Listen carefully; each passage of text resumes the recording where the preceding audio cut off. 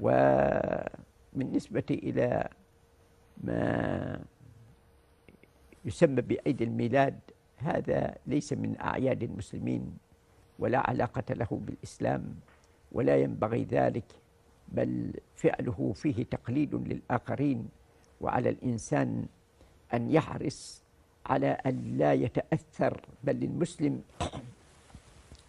يحرص على أن يكون مؤثرا لا متأثرا وقائدا لا منقادا. فاتباع هذه العادات إنما هو يعود إلى مركب النقص الذي في قلوب كثير من الناس، وإلى الهزيمة النفسية التي تجعلهم دائما يسيرون وراء الآخرين ويلهثون وراء العادات المستوردة. هذه من العادات المستوردة التي لا علاقة لها بالدين. الإسلام فيه عيدان، عيد الفطر وعيد الأضحى، وثم عيد ثالث يتكرر في كل أسبوع وهو يوم الجمعة المباركة. نعم. لأننا ذكرنا الحول مع عيد الميلاد. نعم. له وصف يختلف؟ نفس الشيء، هذا الأصل أنه مثله. نعم.